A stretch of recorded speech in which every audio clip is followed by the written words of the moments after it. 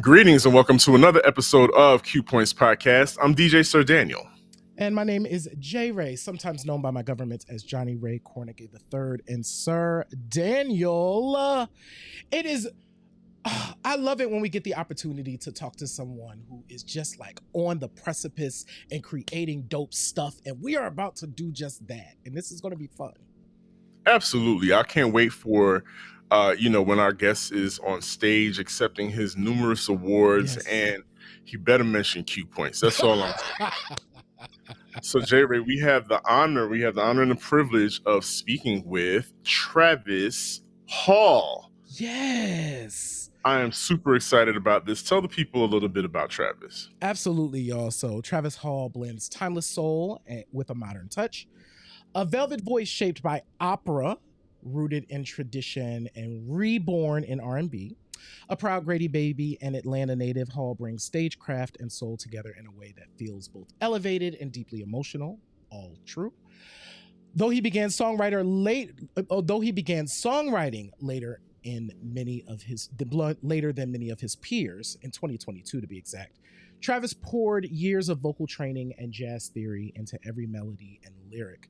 For Hall, it's essential to write real stories, songs born from longing, memory, and deep nostalgia. He wrote and composed every track on his debut album, HeART Museum, a body of work that plays like a living gallery of sound, with live instrumentation, lush roads, cinematic strings, and themes of love, heartbreak, and joy. The album feels both classic and fresh, influenced by Luther Vandross, Ashford and Simpson, and Mariah Carey, and raised on a steady diet of gospel and 70s funk. Hall's music is full of intention, every harmony, every word, every note. This is music made with reverence, imagination, and emotional truth. And Q Points family, we are so honored to welcome Travis Hall to the show. Thank you so much. Hey, man, you're so welcome. How you doing? You. I'm so glad to be here. So glad to be here. Awesome. Speechless almost. Awesome. Listen, in the J. Ray, when you read that he off his influences, Luther, Ashford and Simpson, and Mariah Carey, I didn't even have to read that. Because when I listened to the song Fireflies, I was like, oh, this is a lamb. This is a lamb. It's very Mariah. There was a lick where you were. I was like, "That's a lamb." I said, "There's no question about it." And I was like, "I cannot wait to speak to Travis and just talk to him about his journey, which started here in Atlanta." Yes. You say you're a Grady baby, not Crawford Long, not Emory, nowhere else. A Grady baby. How has Atlanta colored the musician that you are today? How has it informed you as a singer?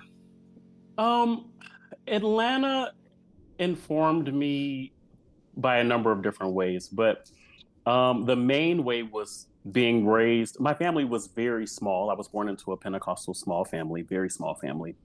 And they are from Sparta, Georgia. So they're from the country. Ooh, okay. Yeah. And so growing up here, just being surrounded by music, having my mom drive around and play Greg Street and on the radio, and just music was everywhere, and so I just licked it all up. I can only imagine. And then, from what I understand, you're an only child. I am. Correct. And so that resonates with me because I'm an only child as well. And so growing up, have to entertain yourself. That's what people don't understand. They think you're just sitting around being spoiled.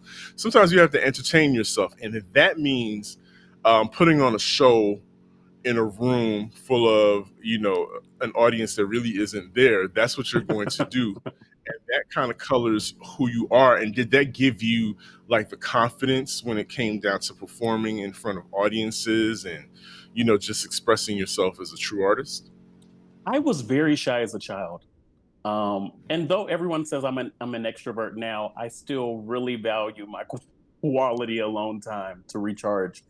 And my family was so encouraging. My mother and father are very encouraging, and my grandmother, my cousins, they've always told me that I was destined for greatness and that I could do anything. Like if I did any little thing, my grandmother would be like, "I'm proud of you." And I remember once she told me, no matter what you do, I'll be proud of you. And so I think, though in the world I've oftentimes hit walls or been turned away, the seed, um, they sowed seeds of promise.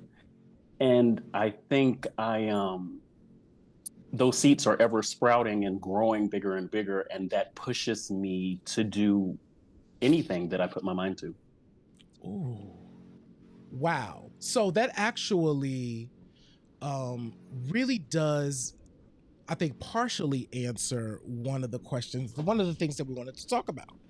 Because one of the things that you have talked about is you had an early traumatic experience. This is the high school, right? Mm-hmm. Yeah. Where someone actually told you that you couldn't sing and was almost discouraging you from kind of pursuing this path, right? So, and when we think about it, for a lot of folks, that would break them. But in your case, because of your family upbringing, so we see that some of that foundation was already there. Mm. But we are curious, like, how did you process that experience at the time?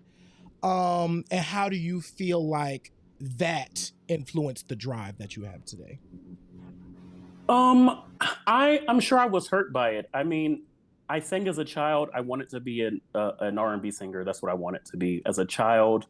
And then I woke up in sixth grade and couldn't sing at all one day. And I was like, well, guess it's over, and which was a very depressing period of time for me. I remember Dreamgirls came out, and I was like, I can't sing anymore. And such a good music, so many good things were coming out. And so fast forward to high school when I got into choir because I was too afraid to sing in front of people. And to have someone tell you you shouldn't pursue music and not cultivate the talent that's there. Diamond comes from coal, comes from rocks. And so I'm pretty sure I was a rock, but why throw the rock away? There's something, what I'm talking about? Yeah. And I think, though I'm sure it was discouraging, I've just always been like, I'm gonna do it regardless. And so, luckily, I went to college where I was given actual tools to develop my vocal ability and work, put in the work. Yeah, yeah. So Go ahead, go Jerry. ahead. No, because I actually wanted to, and so Dan, you might be where I am too, because that is, so there's like a traumatic experience before the traumatic experience, because being in sixth grade and suddenly not being able to do this thing that you were like, this is the thing that I want to do. Yep. That was there a cause? Was it just puberty? Did you know what happened? So I remember. So my mother, we used to watch What's Love Got to Do with It a lot, as well as other movies, my mom and I, when I was younger. And I think one day I discovered, what was it called? One of the pirating apps or pirating things. LimeWire or something. Yeah. And I think I ran across What's Love Got to Do with It or something by Tina Turner. And then I started going down a rabbit hole. And she has a lot of that rasp. She does. Yes, she does. Were you doing the Tina? I was trying to do the Tina, and then I woke up one day and I couldn't sing. But I just tell people it was puberty, probably. I don't know what it was, but whatever it was. So you were in there growling. Yeah, I was in there you gotta growling. You gotta sound like a man in the studio, just trying to give that Tina. And my voice said, "We going on vacation." Deuces. Listen, but you know what? It's a great story to have. It's a wonderful testament to, one, your family affirming you, and then two, your stick to itiveness. And in your bio, you say that you have a velvet voice shaped by opera, rooted in tradition, and reborn in R&B. And so that means the opera piece is that you intentionally sought out instruction and guidance in the form of opera, and I'm sure you're going to tell us about where you went to school for that. But it makes me think of the fact that it's a road less traveled. A lot more people opera, especially for if you're Black and you are a performer and you want to get the attention of people the quickest. opera typically isn't the space that you go into. And so talk to us about being intentional and getting and crafting your voice with an operatic background. And then and but it's not like you didn't have influences or inspirations, because even there's plenty, and I do mean plenty, of Black people who sing opera. And I want you to talk about that later. But talk to us about choosing that road less traveled and getting your foundation and training in that sense. So a lot of times when I think of my journey, I'm not quite sure how I even ended up the places I ended up. So Mm, I was in high school and I remember talking to my friends in chorus, and I was very shy, and we were like, yeah, I want a Grammy. Yeah, I want a Grammy.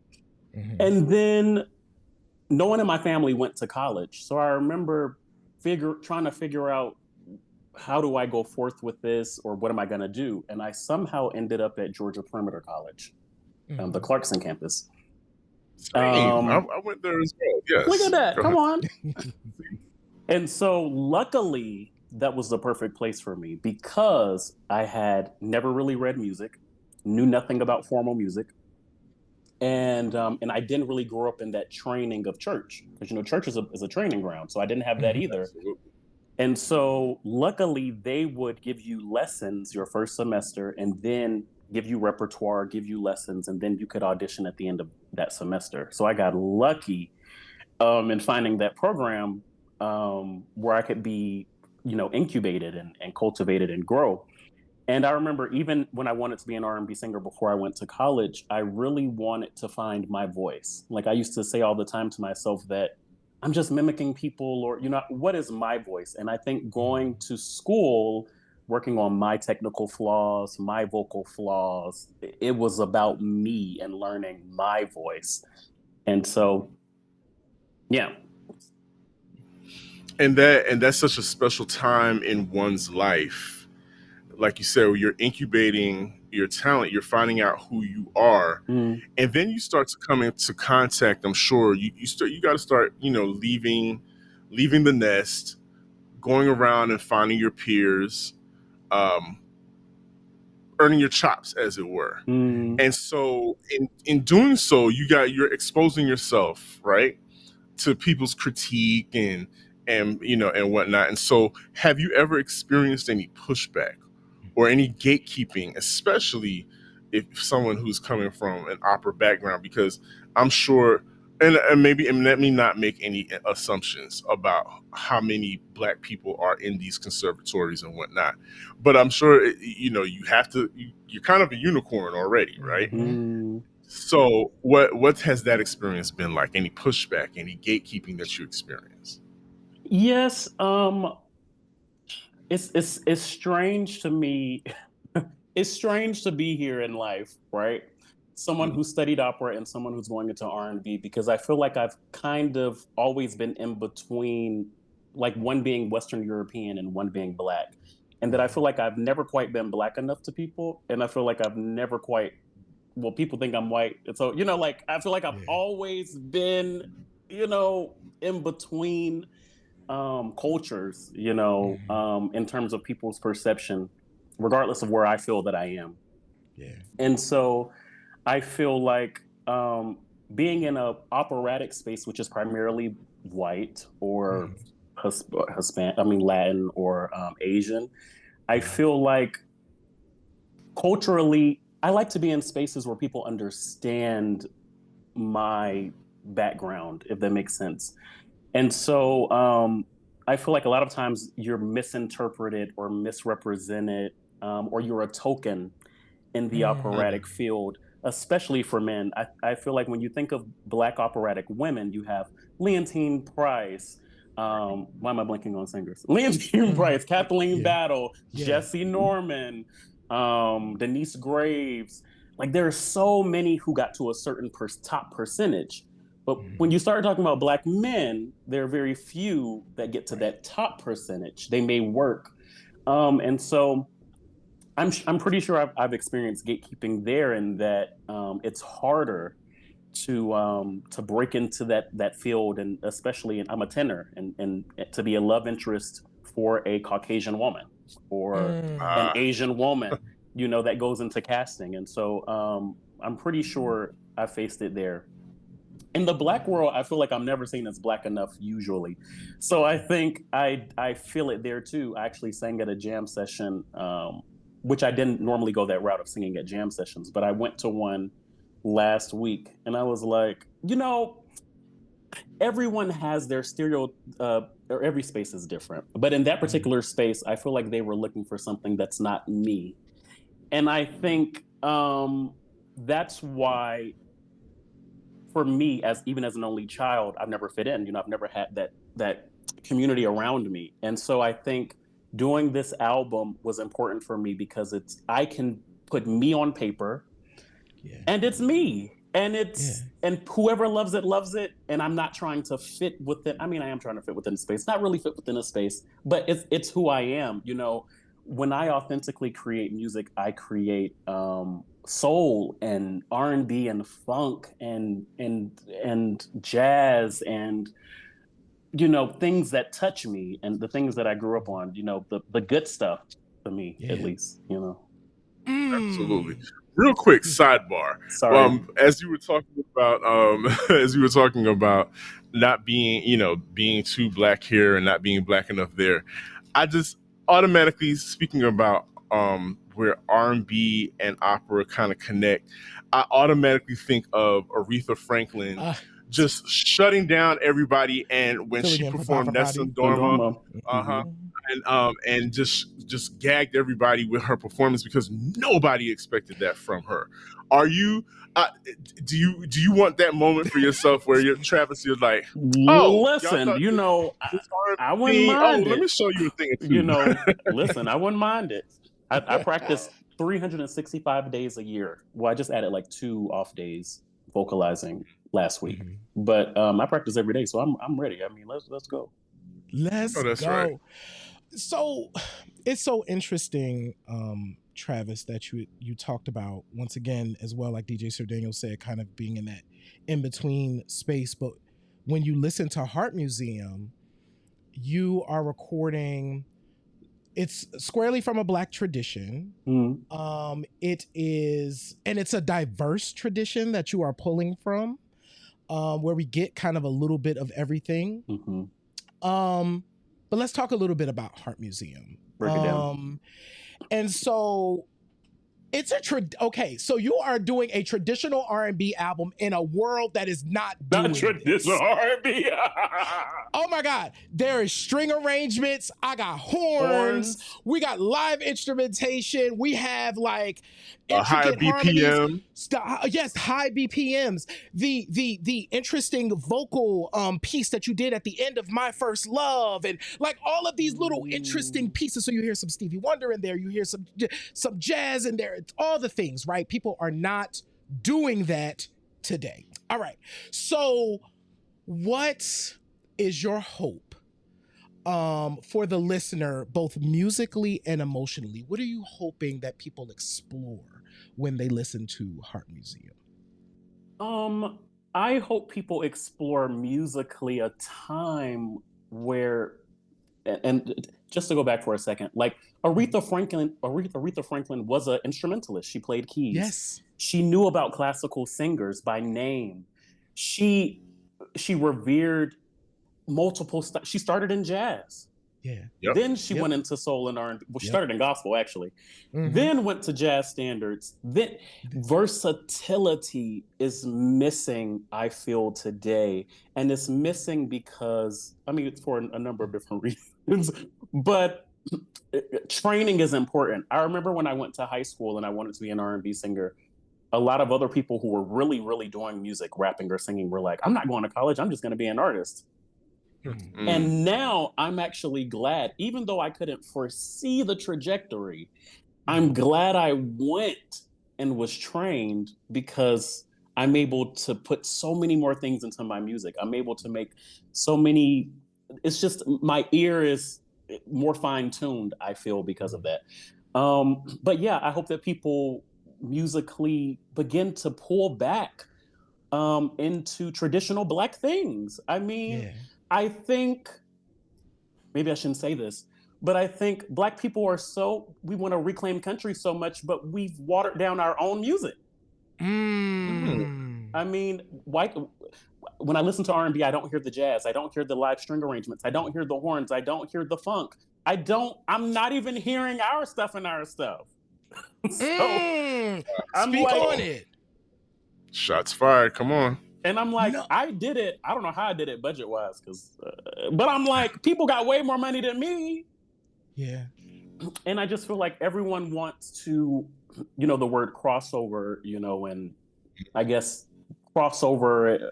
I'm big on being authentically yourself. Like I am fitting in.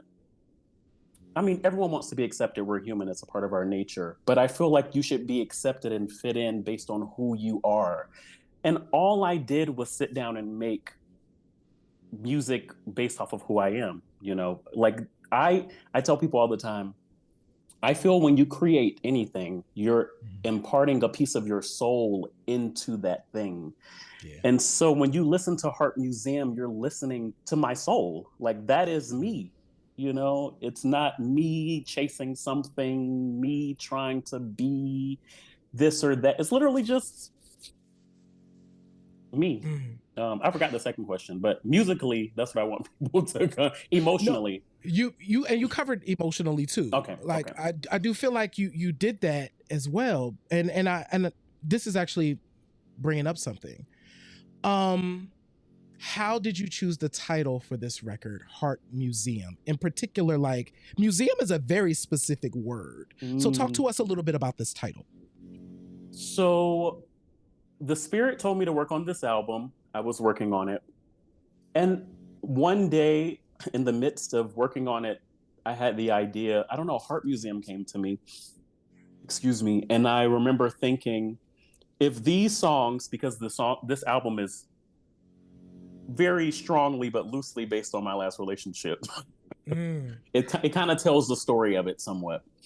And so I said, if my heart were a museum, these songs would be the paintings on the wall.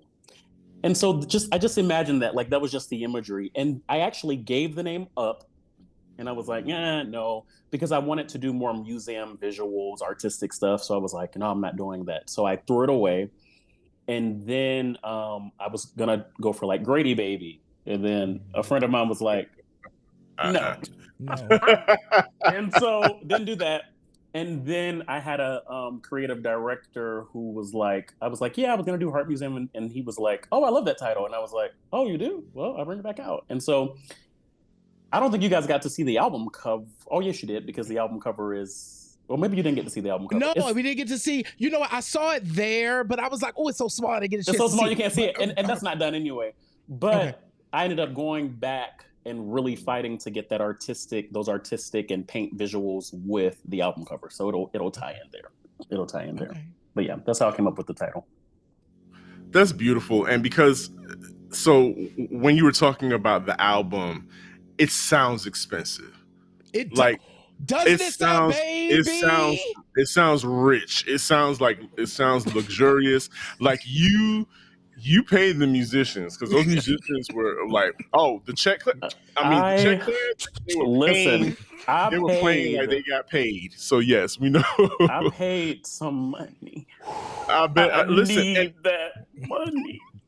And listen, and what you put in is what you're going to get back out of it. And that's my whole point, is like I can tell that you've invested in yourself. You invested in this project, and people are going to pick up on that. And I want to go back to your to the jam session, where people forget now, because it's, Atlanta has kind of, I don't know, Atlanta has kind of lost its edge to me, as far as being that number one place where music was incubating, and and people were doing the things, including jam sessions, including live nights at Apache and those kinds of places. But I bring that up to say Atlanta is chock full of artists as well. And and a lot of people that I'm pretty certain you watched growing up. Is there a specific artist from Atlanta that you're like, what? I got to have my collaboration with fill in the blank? I mean, I would love to write for it. Honestly, I would love to write or produce for anybody because Mhm. Of I would course. love to. But I mean, I would love Gladys Knight to really do something with Gladys Knight. Ooh. Okay. What is it about Gladys Knight that you're like? I know there's a lot Ooh. of people here. There's a lot of newbies and whatnot, but that I'm going on that midnight train, Mhm. and I Midnight need Miss Gladys who's homegrown. I need that. I need that. What is her voice? Is it contralto? Is it I think she may be a contralto. okay? She sings low. Mhm. Gladys be Yeah, but singing. what is it about Gladys that you're just like you're zoned in on Gladys? Like that's what I love. I mean, I literally only listen to basically 60s, 70s, 80s music. Like that's basically You could tell, all Who you can could blame you? And I why not? listen, listen Absolutely. to. listen. So like the class, the artistry, the musicality, and she comes from a place of training. They were trained. Yeah. They went through artist development, and so I don't know. I just feel like I could pull. I can't pull anything out because she's Gladys, but I would love to really just. I don't know. I mean, even I would just love to work with Gladys. I mean, even some younger artists like Usher. I would love to work with Usher if Mhm. Usher wanted to do, some R&B. I mean, some older style R&B perhaps. Mhm. I would love to write ballads for people. I would love to write. I really want to write and produce for everybody. I mean, let's do it. Mm. So that leads me to wonder, Travis. Break it down. It sounds like you are a studio like guy, like you like being in the room, kind of creating. Because there's like a couple different parts, right? Of course, there's the Mm, on stage component, and some people really love that part, right? But then there are those other folks when we think of like a Luther Vandross, right? Mariah Carey is also Ashford and Simpson. All of Simpson. your inspirations are studio, like that's where they lived. Like they were in there, they were crafting, they were working on their own stuff and with other artists. Is that where you're coming from as well? I would love to do that. It's interesting because opera is a stage thing, so it's Mm-hmm. theater. But I tell people this album is the most fulfilling thing I've ever worked on. It's just um, there's something about writing and creating. It's just a feeling that in opera you're interpreting someone else's work. Mm-hmm. Feels Right. different. I mean, people would argue that you're also creating, but you're interpreting something from the 1800s primarily or 1700s. But Hmm. I had never experienced again imparting my spirit, my soul into something. I tell people, is this what childbirth feels like? I feel Mm-hmm. like Mm-hmm. Mm-hmm. because I feel like this is my child. Like I feel like Yeah. you know. But yeah, I would love to. I feel like I would love that. I actually have my album release show in October 22nd. Mm-hmm. I want to find a way to bring that studio feeling magic to the live performance, which I think a lot of artists did well too back in the day. Really Mm-hmm. crafting that experience for the Yeah. audience, you know. Yeah. Mm. There's so Jerry, many. I Go ahead. feel like our prayers are being answered. I feel like you and I have sat up on this show for 4 years now and continuously put out this cry to the universe like, where are the young people that can pull from the past and Yes.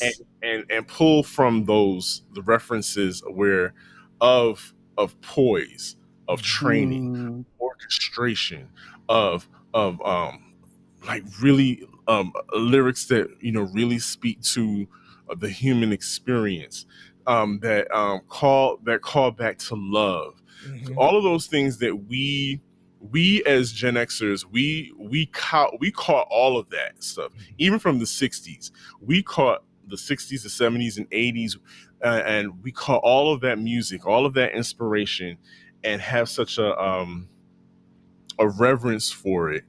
but we hear the two of us have been saying, where is this person? And I think, we speak things into existence, J Ray. We do it around here. We do it around here, and we have it here with Travis Hall. Travis, I am super excited for Heart Museum and all the things that it's going to do. Take this moment right now and connect with our viewers and listeners and invite them on this journey and where they can find you and get a piece and get a ticket to the Heart Museum. Yes. So details for the show are coming soon, but you could please follow me on Instagram at Travis Hall Music. I don't even know Instagram handle. We'll make sure it's in the thing. Travis Hall Music. I think that's my Instagram handle. Also, please subscribe on YouTube. I have a number of music videos coming for hopefully total for 4 singles over the course of the next few months. And so you may subscribe and find me on there at Travis Hall Music with a K. Only on YouTube with a K. Everywhere else with a C. Awesome. It is Travis Hall Music, by the way, on Instagram. Man, Travis, it is a journey. It is a joy watching you on your journey. Thank you so much for delivering a absolutely heartfelt, uplifting R&B album, which we don't get a chance to say a lot anymore, right? That really invites folks into to an experience. And so thank you so much for doing this work. And we're so grateful that you made it here to Q Points. Here's what's dope. I'm gonna tell y'all about Travis. Here's what's dope about Travis Hall, y'all. Travis reached out to Q Points a year ago. Like, you remember you reached out to us like a long time ago. Sure did. And was like, hey, I got some stuff coming. I want to come through the show. We were like, hey, yeah, reach back out to us closer to, when the release date is. Let's work it out. But Travis was already on it. And so seeing it all come to life is just so beautiful. So congratulations on Heart Museum. You are so welcome. And for all of you joining us, make sure that you follow Travis on all of the platforms. All of that information will be in the description. Thank you so much for tuning into Q Points. If you can hear our voices, if you can see our faces, subscribe wherever you are. Tell a friend, tell your family, tell your colleagues, because if you love Q Points, chances are they will love Q Points too.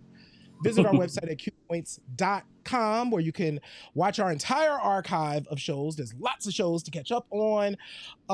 And you can also visit our magazine at Q Points Magazine, and shop our store at store.qpoints.com.